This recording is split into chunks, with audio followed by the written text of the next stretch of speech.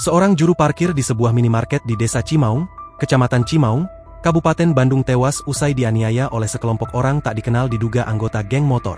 Akibat peristiwa itu, Kepala Satuan Reserse Kriminal Polresta Bandung, Kompol Lutfi Olot Gigantara, mengatakan, korban berinisial RS, 24, meninggal di lokasi kejadian.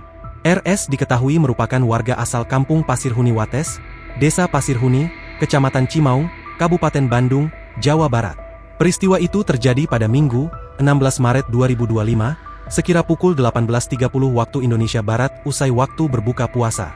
Peristiwa tragis ini bermula ketika korban sedang bekerja sebagai juru parkir di minimarket setempat. Lalu sekelompok orang diduga anggota geng motor tiba-tiba datang dari arah Banjaran menuju Pangalengan setelah berbuka puasa bersama. Kepala Satuan Reserse Kriminal Polresta Bandung, Kompol Lutfi Olot Gigantara, mengatakan korban sudah dalam kondisi bersimbah darah dan lemas saat akan dilakukan pertolongan pertama. Sudah lemas saat akan dibawa ke klinik terdekat di Cimaung, jadi korban meninggal di tempat. Katanya, dikonfirmasi melalui telepon, Senin, 17 Maret 2025. Kejadiannya sesaat setelah berbuka, korban sudah dibawa ke RS Sartika Asih, ujarnya.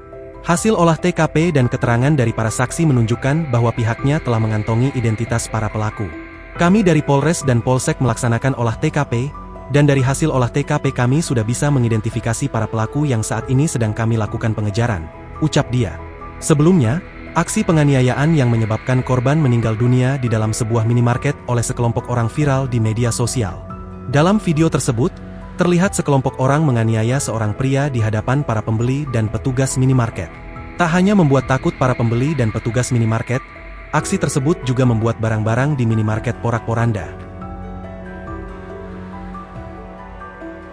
Download Tribun X sekarang, menghadirkan lokal menjadi Indonesia.